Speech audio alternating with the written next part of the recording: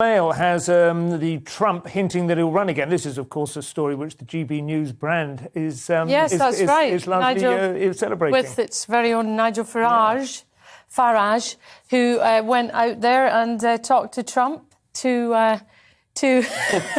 what can I say? Two dubious men talking to each other. Not a fan then, right? Trump. Well, look. You know, we can talk about some of Trump's policies, and we can talk about the fact that, you know, was the election rigged, which of course he is still claiming.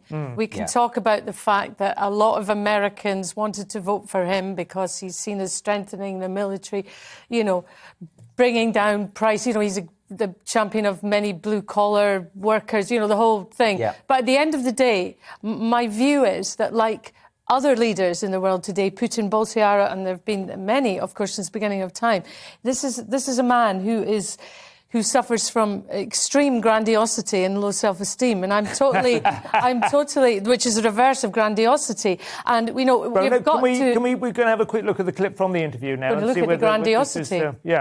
That's it. If you love the country, you have no choice. It's not a question. It's just, this is a wonderful, beautiful life. But I like that, too, because I was helping people. That's why I did it. And I think you'll be happy in the future, too. Yep. He's slagging off Boris Johnson. Well, not slagging off, but he's saying, you know, he's advising him. Yes, but he's advising him it would be a bad mistake to make this, you know, to go with the whole wind line. You know, he's just, you know, he's the leader of the world, you know, and he knows he's this wise man, and he's. Don't you think it would be quite an extraordinary situation? I think there is something interesting going on here. If Boris Johnson, if Donald Trump were to run a second time, for a start, it would be the first plausible second term after an intervening term from another president that I think ever, and certainly in the modern era. And secondly, it would be, much more importantly, he would be running from a position in which he's essentially been excluded from all the social media platforms that enabled him to win the first time. It feels like he genuinely would be going, whether you believe in that narrative or not, it's only been reinforced. He would be going from the outside. He's going up against a kind of establishment that involves media, academia, the New York Times, the Washington Post, Twitter, Facebook. They've all combined to try and exclude him, not merely to defeat him, but to actually eliminate him from the conversation. And he is still polling better than Biden. Now, that's surely telling you something. Well, I mean, he himself, didn't Trump say that he won because of Twitter? Yeah. And then, you know, we've heard sort of social media moguls saying that they regretted the fact that they helped him. They didn't deliberately help him, but of course the platform enabled him to spread his message and cut through. But like you say, he's still polling well. Yeah. And I can't think what the Democrat... I mean, I don't think Biden's going to run again. That's not going to happen. I'm not at all sure he's going to make it to the end. Right. So I mean, seriously, I don't see that. I think you're right. So if he does run again... I mean, it's interesting, isn't it? Because earlier in the year, didn't Trump say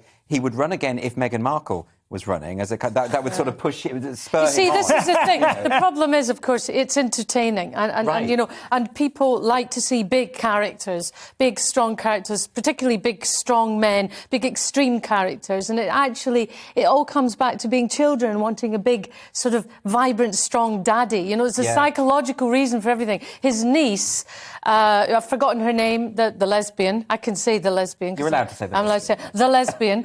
Wrote a book. She's a psychologist, and she basically spilt the beans. Well, she deconstructed the psychopathology of the Trumps. Yes. And how he had been very...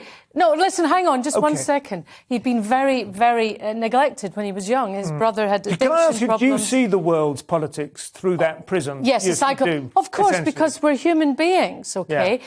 And legislation is a psychological form of acting out.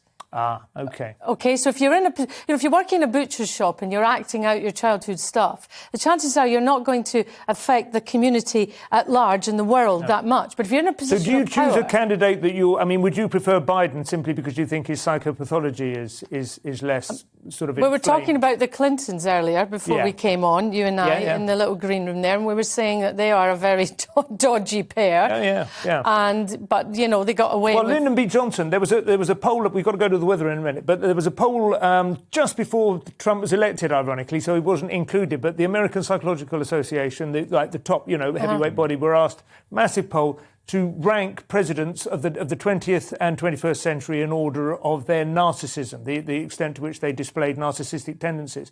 And by far, like absolutely, like way ahead of all the opposition, Lyndon B. Johnson was number one, who I would think probably most people on the left would regard as having put through the most important, reforming and progressive legislation of the century.